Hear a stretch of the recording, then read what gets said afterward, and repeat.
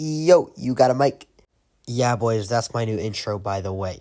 Anyways, this is going to be my first ever Walking Dead video on the channel. I know you're probably used to me posting Cobra Kai content and Minecraft content, but I'm branching out and I'm starting to make the Walking Dead content because this show is goated. I started watching it in February, and I'm currently on the 10th season, and recently I was watching Season 10, Episode 13, and in this episode, it covered Michonne getting trapped by Virgil on his weird island. Now, at first, I was so bored of this episode, it took me like 4 days to just get to like the good part of the episode, because I thought it was just going to be like a bottle episode and be boring.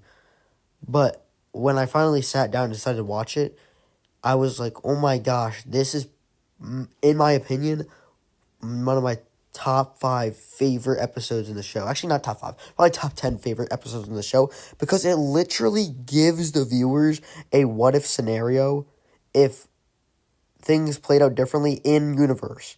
Like, Marvel has the what-if cartoon? This is literally like that, but it's like a 5-minute scene. But it was just so amazing to see. And the title of this video is what this scene did. That changes basically everything about the Walking Dead what-ifs, because a big thing about the Walking Dead community is that they love to make what-ifs about things they did differently. The most popular one I've seen is definitely what if Shane was good, because that would have been peak, don't even lie. John Bernthal and Andrew Lincoln, the entire series would have been so peak. But yeah, there's a big what-if community on The Walking Dead. So this scene basically changed that community forever, because in the scene, let's do a breakdown of the scene now. So it starts with Michonne deciding not to help Andrea at the end of season 2 when she got split up by the group, and this causes Andrea to die. Now, I don't think the show really correlated this, because if Andrea died, it would have changed much more than it showed. Like, I'm pretty sure the entire timeline would be out of whack if Andrea died here, but it doesn't. Anyway, Michonne decides not to help Andrea, and she dies. Michonne never joins our group, never even learns about Woodbury, and she just continues scavenging on with her Walker brothers. So, let me just note that currently, she's in Georgia. She's near Atlanta in Georgia. And basically, in The Walking Dead, the story takes place in Georgia from Season 1 up to halfway through Season 5, which they then decide to all go to Virginia. And in Virginia, this is where all the late season communities are, like Sanctuary, Hilltop Kingdom, Alexandria. So this is where basically the second half of the series takes place, in Virginia, not Georgia. And in this hallucination, we see Michonne now, for some reason, in Virginia. Like, why would she go from Georgia to Virginia? There's absolutely no reason for her to go there, because the only reason the guys went there in the main group in the original is because they were on the way to Washington to get the cure, because they thought Eugene had the cure, but then they found out he didn't. But then they went to Alexandria anyway, or they went to, this is so confusing, I'm sorry for messing everything up. They went to Virginia anyway because Noah's community was there. So they basically had 2 reasons to go up to Virginia. Michonne had not one. She just walked there for about 0 reason. And there, she meets Negan, attempts to kill him. Negan thwarts her attack, and then recruits her into his ranks, because she has balls, as he likes to say a lot.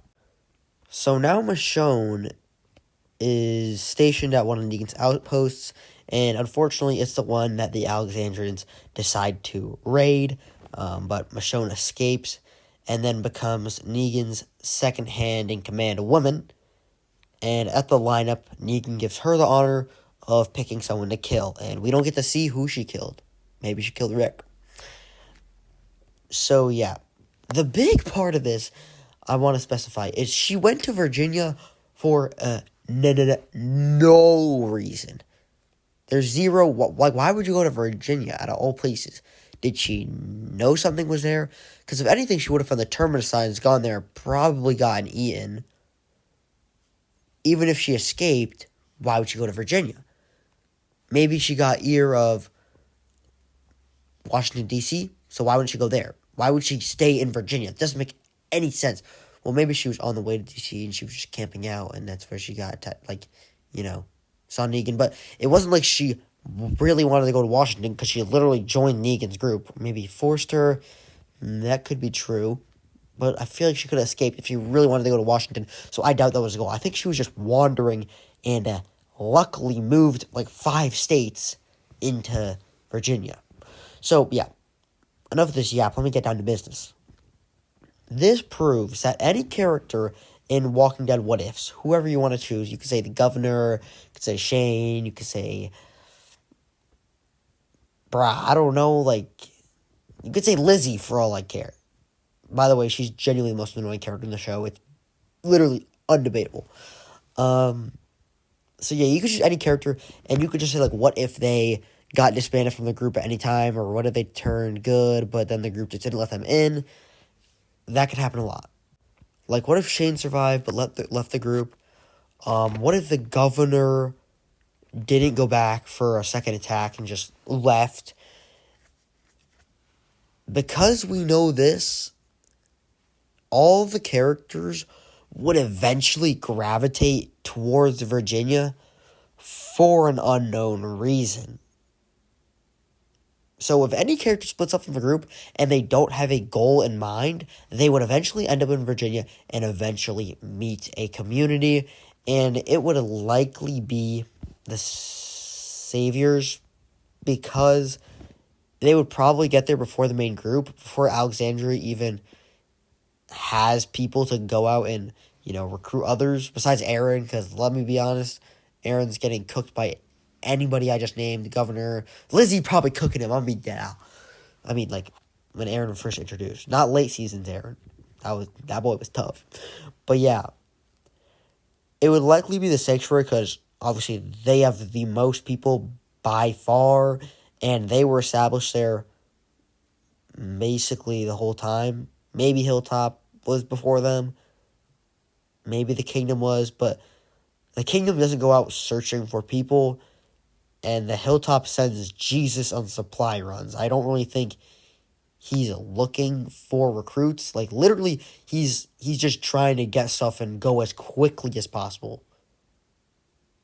He's not even trying to kill people. He's literally just trying to be safe, stay out of people's business, and just get stuff. I don't think he's recruiting anyone either. The Sanctuary and the Saviors are the only ones that would actually try to recruit people. So, yeah, any character that I name, Governor, Shane, Lizzie, Michonne, they eventually, if they weren't in the group, would all get recruited by the Saviors. So yeah, that just kind of changes what ifs in my mind. I feel like those are just crazy to me, because that could change a lot of things. Maybe I'll do some Walking Dead what ifs. I would love to do that. I love doing what ifs. They're so fun. Yeah, that's gonna wrap it up. I think Walking Dead is pretty good so far. I'm gonna give my honest review once I finish all 11 seasons. Please don't spoil boys in the comments. That would be very neff. Yep, thank y'all for watching. Make sure to like, subscribe, comment, share, and I will see y'all in the next one. Bye-bye.